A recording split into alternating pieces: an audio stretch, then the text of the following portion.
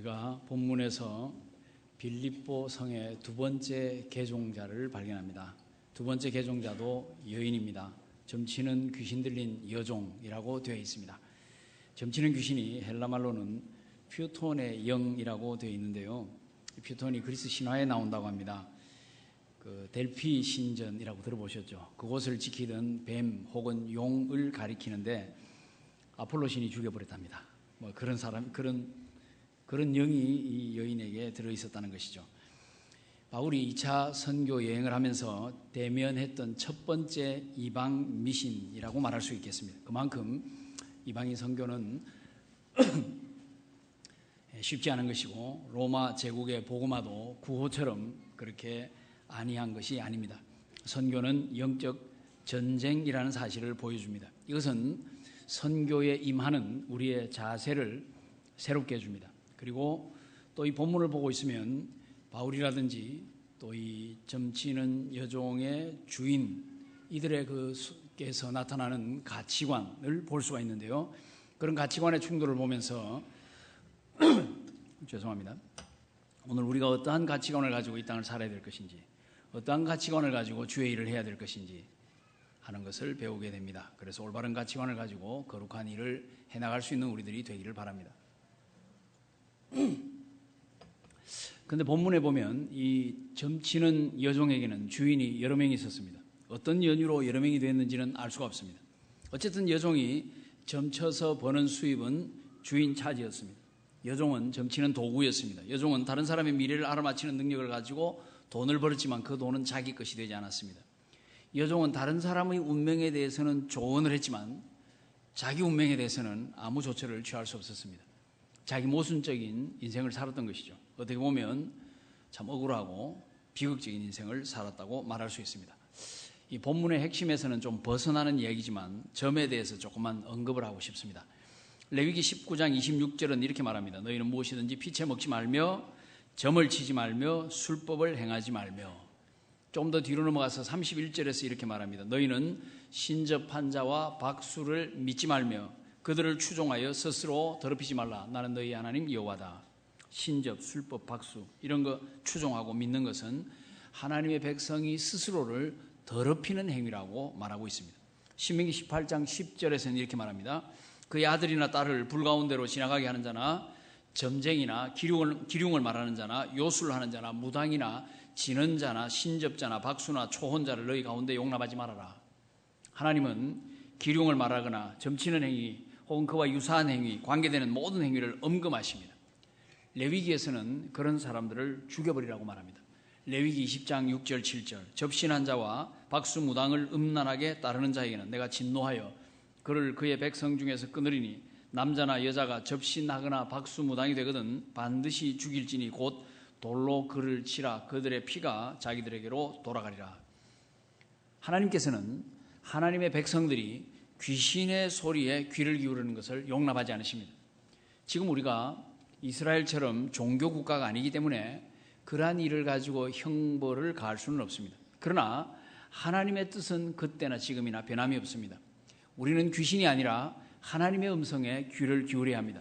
미신적인 소리가 아니라 거룩한 소리에 귀를 기울여야 합니다. 기륭을 잘 알아맞힌다고 솔깃해하지 마십시오. 미래에 대해서 예언해 준다고 솔깃해하지 마십시오. 죽은 사람과 통하게 해준다고 솔깃해하지 마시기 바랍니다. 그것은 하나님의 뜻과 반대가 됩니다. 하나님의 백성을 더럽히는 것입니다. 우리에게는 가장 고귀하고 거룩한 하나님의 말씀이 있습니다. 우리에게는 세상 사람들을 그 말씀 듣도록 인도할 책임이 있습니다. 그런데 만약에 우리가 그 말씀을 밀쳐놓고 귀신의 소리에 귀를 기울인다고 하면 그것은 마치 값비싼 보석을 밀쳐놓고 싸구려 짝퉁에 현혹되는 것이나 같습니다. 천국의 소리를 밀쳐놓고 지옥의 소리에 귀를 기울이는 것이나 같습니다. 놀랍게도 우리나라에는 점쟁이를 찾아가는 기독교인이 제법 있다고 합니다. 입시철이 된다든지 선거철이 된다든지 결혼을 앞뒀다든지 사업을 앞뒀다든지 중요한 일을 할 때는 기독교인이 점쟁이를 찾아간다 합니다. 이 통탄할 노릇이죠. 하도 그런 일이 많으니까 다음과 같은 우스갯소리가 나왔습니다. 어느 아줌마가 딸의 진학을 앞두고 점쟁이를 찾아가서 점을 봤습니다. 제 딸이 어느 대학을 가겠습니까? 점쟁이가 세련되게 영어로 말합니다. K대학에 갈 것이다. 그래서 자기 아이가 고려대학 갈 줄 알고 복채도 듬뿍 지어줬습니다. 시험을 쳤는데 결과 국민대학에 갔습니다.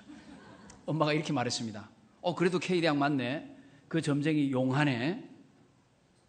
용한 겁니까? 속은 겁니까? 우리나라에 K대학이 얼마나 많은 줄 아십니까? 서울만 해도 K대학 여러 개 있습니다. 경희대학, 경원대학, 국민대학, 경기대학, 고려대학, 건국대학 등등. 점쟁이 찾아가는 것을 비꼬는 얘기이긴 합니다만 참 허망하다 생각이 들지 않습니까? 이렇게까지 우리가 어리석어야 됩니까? 이 이야기의 주인공 아줌마가 서초동 사는 크리스찬이라고 합니다. 그래서 더 마음이 고통스럽습니다. 이런 질문이 가능합니다. 아니, 미래가 하도 궁금해서 점 한 번 본다는데 그게 그렇게 나쁜 짓입니까? 저의 대답, 하나님이 금하셨으니까 하나님께 물어보세요. 그러면 하나님께서 그렇게 금하신 이유는 무엇일까요? 우리가 최소한 한 2가지 정도는 짐작해 볼 수 있습니다. 첫째는 하나님 외에다가 다 자기의 운명이나 자기의 미래를 걸어서는 안 되기 때문입니다. 점을 비롯해서 그와 유사한 행위들은 귀신의 능력을 따라가는 것이죠. 점치는 것은 귀신을 섬기는 행위입니다. 그것은 하나님을 등지는 행위입니다. 우리는 그러한 행위나 그러한 행위자를 숭배해서는 안 됩니다. 우리는 하나님과의 관계를 가로막는 모든 행위를 멀리해야 합니다. 두 번째 이유는 점을 치러 가는 것은 하나님의 능력을 혹은 하나님의 인도하심을 철저히 믿지 못하겠다는 뜻이죠. 만약 하나님께 내 인생을 100% 맡긴다고 하면 하나님의 말씀에 따라 사는 것이 가장 완전한 인생길이고 그것을 확신할 수 있고 따라서 굳이 점쟁이를 찾아갈 이유가 없어집니다. 한 가지 덧붙이고 싶은 것이 있습니다. 소위 참 이런 말 하기 싫지만은 기독교 무당이라는 말을 들어보신 적이 있는지요? 기독교 신앙이 너무 기복화되었거나 너무 미신화되어 있는 경우입니다. 이들은 점쟁이 대신에 예언의 은사 받았다는 분을 찾아다닙니다. 물론 지금도 예언의 은사가 분명히 있습니다. 예언의 은사는 거룩한 성령의 은사입니다. 저는 결코 예언의 은사를 부인하지 않습니다. 신학적으로 봐도 저는 예언의 은사가 있다고 믿습니다. 예언 때문에 폐해가 생겼으니까 예언은 없다 이렇게 말해서는 안 됩니다. 예언을 엉터리로 하는 사람들이 있으니까 예언은 없다 이렇게 말해서도 안 됩니다. 있는 건 있는 것입니다. 사람들은 답답할 때 예언을 듣고 싶어 합니다. 이 일이 어떻게 될지, 사업이 어떻게 될지, 아이들 대학 시험이 어떻게 될지, 결혼이 어떻게 될지, 취업이 어떻게 될지 궁금합니다. 내 문제, 내 자식 문제, 내 가정 문제, 내 사업 문제 알고 싶어집니다. 그래서 그게 궁금해서 예언을 들으러 다닙니다. 답답한 마음은 충분히 이해하지만 그 마음 자세가 점쟁이 찾아갈 때와 다르지 않다는 데 문제가 있습니다. 완성된 거룩한 성경책은 밀쳐버린다는 데 문제가 있습니다. 그리고 수많은 예언들이 틀리다는 데 문제가 있습니다. 그런데도 틀린 예언을 하면서도 계속 그런 예언을 하는 사람들이 상당히 많다는 데 문제가 있습니다. 저는 자기 예언이 틀렸다고 누가 사과하더라 이런 얘기를 들어본 적이 없습니다. 또 극소수이긴 하지만 예언을 빙자해서 헌금을 강요하는 경우도 있습니다. 기도의 은사를 받았다고 기도해주고 헌금을 요구합니다. 안수해주고 헌금을 요구합니다. 예언해주고 헌금을 요구합니다. 듣다 보니까 별 희한한 헌금도 있습니다. 별미 헌금 들어보셨나요? 이삭이 별미를 먹고 야곱을 축복해 준 것, 거기에서 아이디어를 얻은 것 같아요. 그럴 수 있겠다 싶습니다. 그런 건 별미는 별미니까요. 그러나 그런 식으로 헌금을 강요함으로써 제 생각에는 기독교 신앙의 품격이 떨어집니다. 그렇지 않아요? 헌금은 감사하는 마음으로 감격에 겨워 기꺼이 즐거워하면서 기뻐하면서 그렇게 드리는 것이 정상입니다. 별미 헌금 뭐예요? 돈 내고 복 받겠다는 기복신앙의 전형입니다. 우리의 진심이 쏟아져 들어가 있고 헌신과 나눔이 있어야 합니다. 영혼을 살리는 그러한 헌금이 되어야지 개인의 호주머니를 채우는 헌금이 되어서는 안 됩니다. 단언하거니와 그런 집회나 그런 강사를 따라다니지 마십시오. 품격 떨어집니다. 그러면 성경이 말하는 예언은 무엇입니까? 고린도전서 14장을 보십시오. 예언은 위로하고 권면하고 교회의 덕을 세우는 데 필요한 은사입니다. 특히 그 당시는 성경이 완성되지 않았기 때문에 성도의 생활을 바로잡아주는 역할을 많이 했습니다. 지금은 어떻습니까? 그런 역할을 하는 하나님의 말씀 성경이 완성이 됐습니다. 우리에게 필요한 위로나 권면은 다 성경에 다 있습니다. 저는 세월이 흐르면 흐를수록 체험보다 말씀이 중요하다는 사실을 더 많이 느낍니다. 저는 체험을 부인하는 사람이 아니고 체험을 상당히 강조하는 쪽에 속합니다만은 그럼에도 불구하고 우리의 영원한 운명, 우리 신앙의 거룩한 품격, 신앙의 깊이, 신앙의 영광 이건 다 하나님의 말씀에서 나오는 것입니다. 내가 조그만 체험했다고 그런 것이 나오는 것이 아닙니다. 만사형통하고 싶으시죠? 이 율법책의 말씀을 내 입에서, 이 율법책의 말씀을 내 입에서 떠나지 말게 하고 좌로나 우로나 치우치지 말라. 그리하면 내 길이 형통하리라. 시냇가에 심은 나무처럼 시절을 쫓아 과실을 맺으며 만사가 형통하기 원하십니까? 그렇다면 여호와의 율법을 즐거워하여 그 율법을 주야로 묵상하면 됩니다. 답이 다 있습니다. 그런 거 제가 지금 수십 가지를 풀어볼 수 있습니다만은 시간 관계상 넘어갑니다. 저는 이렇게 생각합니다. 정말 우리가 예수를 믿는다고 하면 먼저 그의 나라와 그의 의를 구해야 하고 그것을 위한 예언을 듣고 싶어 해야 합니다. 나라와 민족의 미래를 위한 예언을 듣고 싶어 해야 합니다. 고린도전서 14장의 말씀처럼 교회의 덕을 세우고 다른 이를 위로하고 권면하고 하는 예언을 들어야 합니다. 그런데 우리가 듣고 싶어하는 예언이 무엇입니까? 내 가정, 내 자식, 학교 입학, 결혼, 사업 얼마나 자기중심적이고 이기적인지를 깊이 반성해 볼 필요가 있습니다. 그러한 예언을 듣고 싶어하는 우리의 가치관을 점검해 볼 필요가 있습니다. 그러한 가치관이 하나님의 뜻과 얼마나 맞지 않는지 살펴볼 필요가 있는 것입니다. 자, 이제 본문으로 다시 돌아와서 바울 일행이 기도를 하러 갑니다. 그런데 점치는 귀신 들린 여종이 바울 일행을 따라옵니다. 소리를 지릅니다. 이 사람들은 지극히 높은 하나님의 종으로서 구원의 길을 너희에게 전하는 자라. 굉장히 맞는 말이죠. 이런 식으로 여러 날을 했습니다. 여러 날은 영어로 many days라고 되어 있습니다. 상당히 많은 날 동안 그렇게 소리를 질러대는 것입니다. 질문이 생깁니다. 바울이 왜 첫날에 바로 이 여종 안에 있는 귀신을 내쫓지 않았을까? 어떤 사람은 바울이 처음에는 여종이 귀신 들린 줄 몰랐다가 나중에 알았다. 그래서 나중에 쫓아냈다. 이렇게 말하기도 합니다. 어떤 사람은 처음부터 이 귀신 쫓아내면 문제 발생할까 싶어서 피해 다녔다. 이렇게 말합니다. 그래도 그렇지. 귀신을 쫓아내주는 것은 사도로서 당연한 일 아닙니까? 바울은 충분히 그럴 수 있었지 않습니까? 능력이 있었으니까요. 그리고 여종의 말을 한번 들어보면 여종은 이미 준비된 영혼으로 보입니다. 바울을 가리켜서 지극히 높으신 하나님의 종들이라고 말합니다. 구원의 길을 너희에게 알려주는 사람들이라고 말합니다. 이 말이 이교적인 배경으로 해석할 수도 있습니다만은 상당히 진리에 근접해 있지 않습니까? 준비된 마음입니다. 그런데 예수를 증거하지 아니하고 왜 여러 날을 기다렸을까요? 본문은 거기에 대해서 정확한 이유를 말하지는 않습니다. 그러나 우리가 어느 정도 대답을 시도해 볼 수는 있습니다. 바울은 엉성한 사람이 아닙니다. 무계획적이거나 즉흥적인 사람도 아닙니다. 그는 철저하게 계획에 따라 움직이는 사람이고 그리고 하나님의 성령의 인도 따라 움직이는 사람입니다. 그러므로 그가 하는 행동은 원칙이 분명히 있습니다. 바울 일행이 빌립보에 왜 왔는지를 생각해 보면 그 원칙이 우리에게 드러납니다. 그들이 왜 왔습니까? 선교하기 위해서 왔습니다. 성령의 인도 따라 그곳에 복음 전하기 위해서 왔습니다. 이방인을 하나님께 인도하기 위해서 왔습니다. 그것이 그들에게는 최우선이었습니다. 아무리 중요한 것도 그 다음입니다. 귀신을 쫓아내는 것도 그 다음입니다. 그것이 아무리 순식간에 이루어질 수 있는 것이라고 해도 바울이 가지고 있었던 우선순위를 가로막을 수는 없었습니다. 바울은 분명히 그러한 이유들로 이 여종의 귀신 쫓아내는 것을 뒤로 미루었을 것입니다. 여러 날 괴로움을 겪고 나서야 귀신을 쫓아냈습니다. 우리는 이 바울이 가지고 있었던 삶의 원칙을 배워야 합니다. 그가 가지고 있었던 삶의 우선순위를 배워야 합니다. 우리도 바울처럼 거룩한 것에 우선순위를 두어야 합니다. 귀신을 쫓아내는 엄청난 능력을 발휘하는 것보다 더 중요한 것이 바울에게 있었다는 것, 이것을 배워야 합니다. 우리도 그러한 가치관을 가지고 움직여야 합니다. 바울의 가치관, 영혼 구원, 선교 일념, 하나님의 나라와 의, 이방인 선교, 이러한 멋진 가치관이 바울의 중심에 자리 잡고 있었습니다. 오늘 우리의 중심에도 그러한 가치관이 자리를 잡기를 바랍니다. 드디어 여종에게서 귀신이 쫓겨났습니다. 여종은 영혼의 자유를 얻었습니다. 더 이상 귀신이 여종을 지배하지 못하게 되었습니다. 여종은 더 이상 남의 일을 알아맞히지 못하게 되었습니다. 하지만 자유인이 되었습니다. 자, 어느 쪽이 낫습니까? 남의 일을 알아맞히는 노예와 그런 능력은 없지만 영혼의 자유를 얻은 노예. 어느 쪽이 낫습니까? 능력은 있지만 신앙은 없는 사람과 능력은 없지만 신앙이 있는 사람. 어느 쪽이 낫습니까? 능력은 있지만 귀신에게 묶인 사람과 능력은 없어도 자기 인생을 살아갈 수 있는 사람. 어느 쪽이 낫습니까? 어두운 영에 사로잡힌 사람과 거룩한 영에 사로잡힌 사람. 자, 만약에 우리 주위에서 이런 일이 일어났다면 어떤 반응이 생기겠습니까? 아마 우리 교회 성도들이라고 하면 크게 환영했겠죠. 크게 축하했겠죠. 그런데 이 주인들의 반응은 달랐습니다. 주인들은 모든 상황을 알아차렸습니다. 주인들은 자기들의 수익에 대한 소망이 끊어졌다는 사실을 깨달았습니다. 행동에 돌입합니다. 그들은 바울과 실라를 붙잡아서 장터로 데리고 갑니다. 누가와 디모데도 선교팀이었지만 아마 누가는 헬라인이었으니까 디모데는 반 헬라인이었으니까 그대로 두었던 것 같아요. 아니면 이때 두 사람이 없었거나 어쨌든 유대인임이 분명한 두 사람을 붙잡아서 갔습니다. 옛날에는 이 장터에 재판소가 있었던 경우가 많았습니다.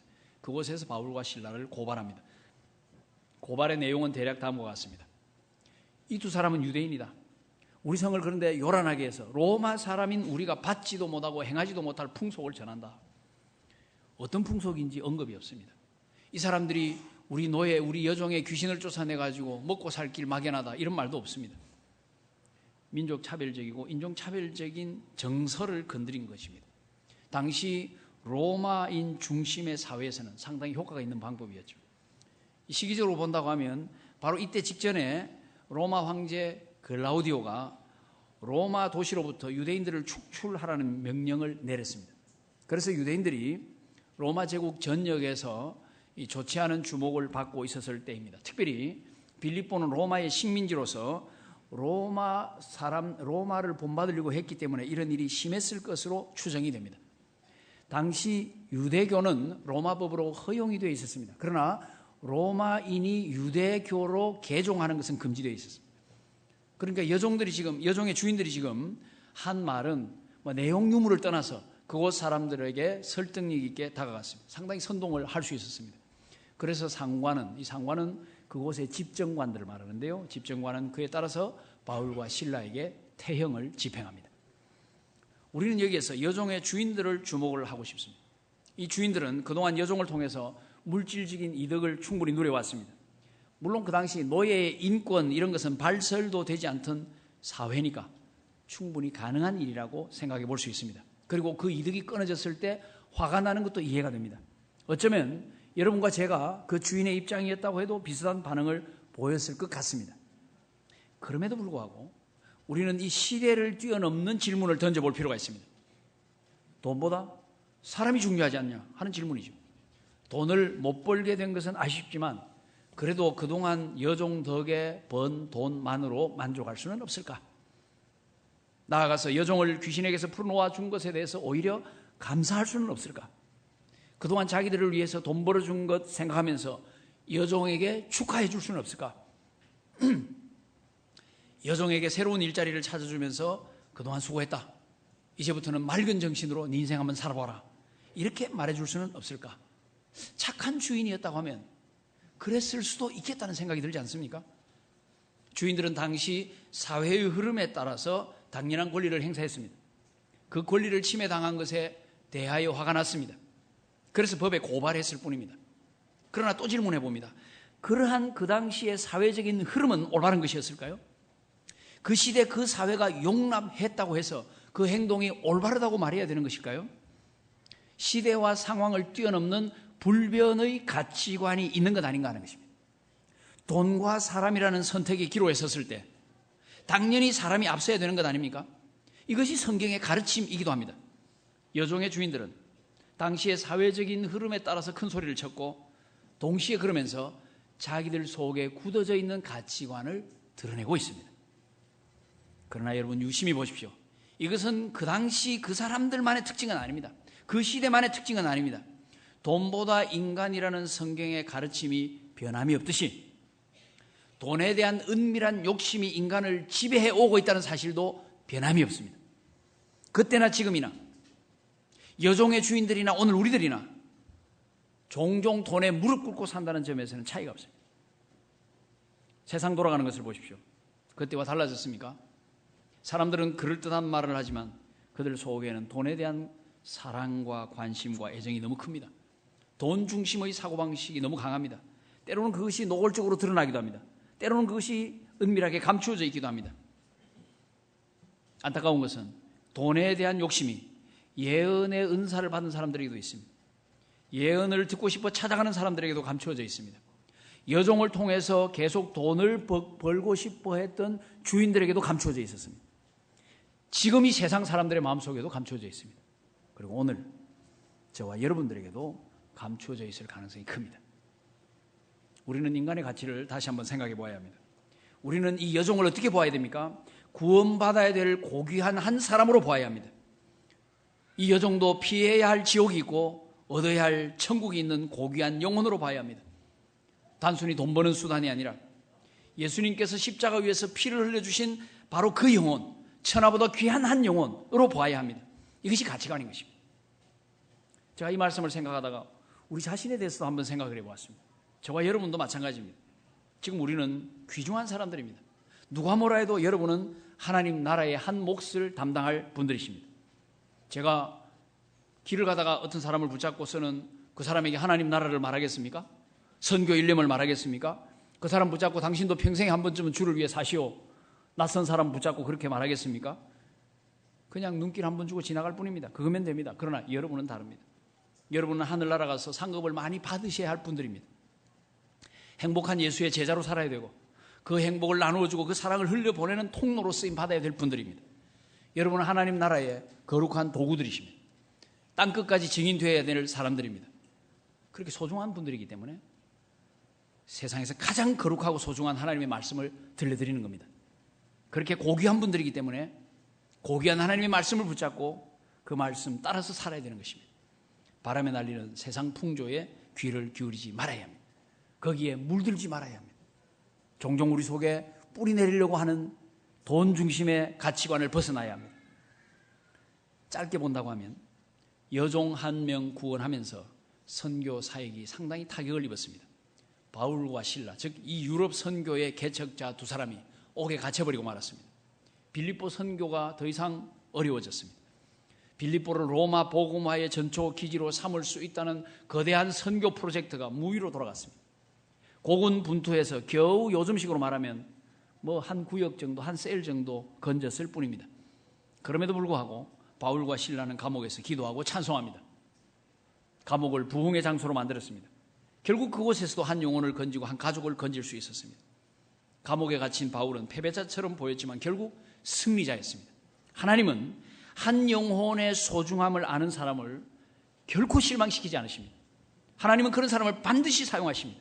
하나님은 영혼 구원의 가치를 소중하게 생각하는 사람을 어두운 감옥 속에서도 별처럼 빛나게 하십니다. 지금도 세상은 잘못된 가치관이 지배를 하고 있습니다.